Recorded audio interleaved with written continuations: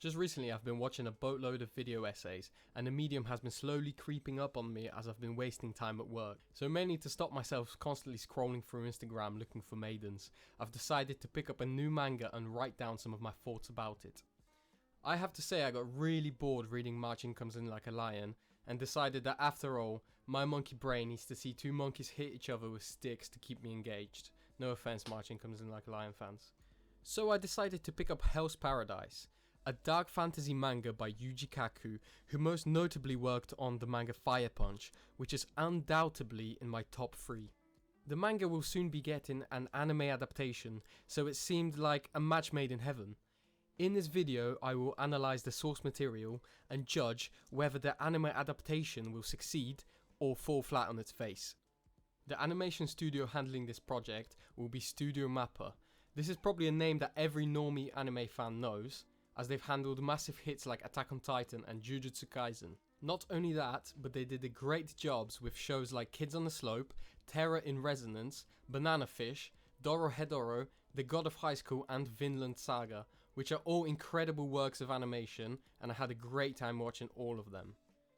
The action sequences from both Jujutsu Kaisen and God of High School were some of the best that the industry has to offer, and they prove that if Mappa decides to bring their A-game, which I believe they will, we will almost certainly see the phenomenal fight scenes from the manga brought justice.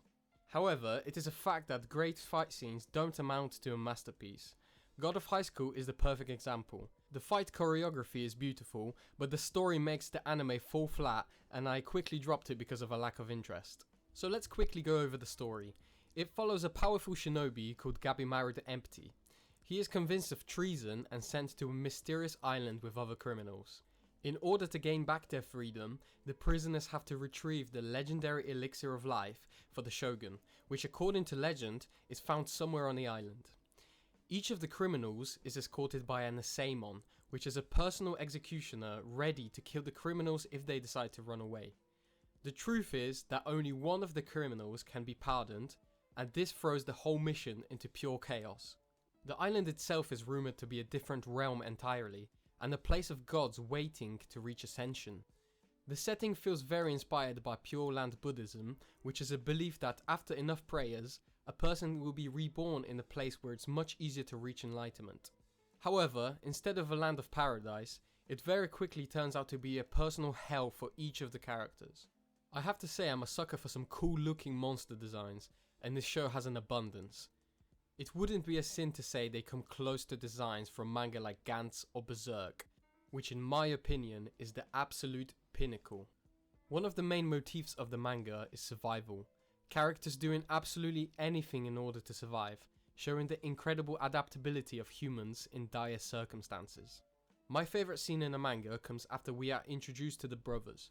The elder brother is famed to be able to deal with any situation, and after they get defeated, they are thrown into a death pit to be consumed by a plant organism.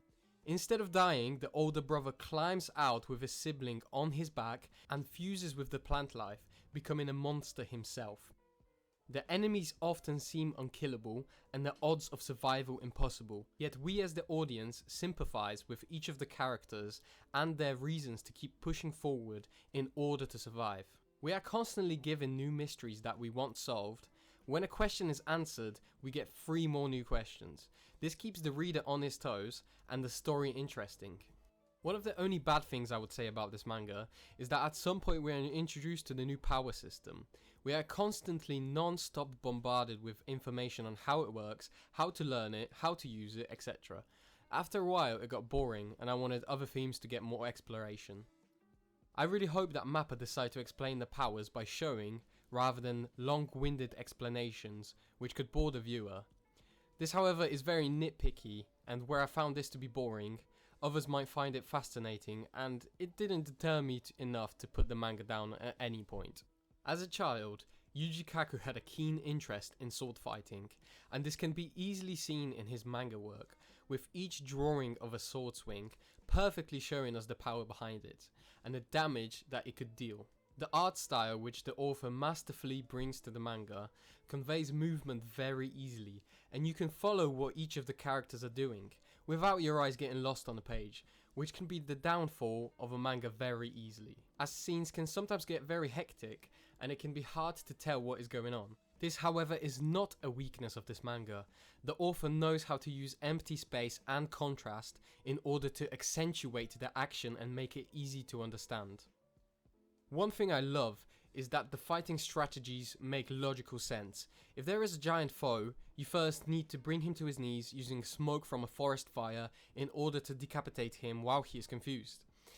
It seems that in order to write a captivating action shonen, the skill to write battle scenes like this is a necessity, and jigokuraku nails it every time. This will make the action translate into animation seamlessly, as Mappa will have a clear understanding of how the author intended each scene to play out.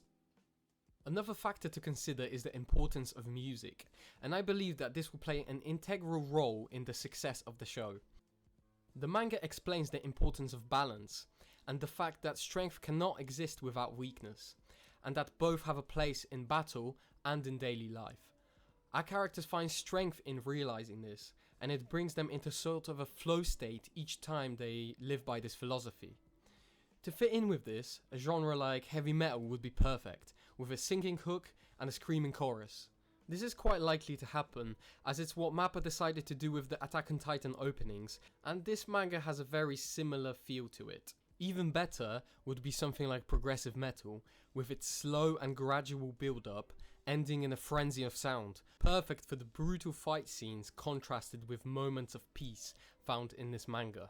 What I enjoy most in storytelling is morally grey characters. No human is perfect. This is why I love Amazon's The Boys TV series. In both Hell's Paradise and The Boys, the characters are messed up in their own ways, and this makes them relatable and unpredictable, and that makes them entertaining. The essence of this manga is following our characters' struggle with their morals and perception of what is right and wrong. It's also a story about friendship and connecting with people despite their past, and how the current era dictates you should act. The characters begin to expand upon their worldviews, and each begin carving out their own way to see the world. In conclusion, I believe that Mappa have proven themselves time and time again as more than capable of handling an action show like Hell's Paradise. The action is fast paced and there is never a stale moment. Mappa definitely has enough material here to make something special. And when the anime drops, it really has a chance to rattle the industry and prove that Yuji Kaku is a world-class manga author who has the potential to stand at the top with the best. Please give me recommendations of what manga I should read next. I want this channel to be a community of people I can talk to about manga, as my friends are way too tired of me hearing talk about it. Yuzuriha is my slimy queen. Gato Genkai knows what I'm talking about. If you found this video interesting, please like and subscribe, check out my clothing website, and have a great day.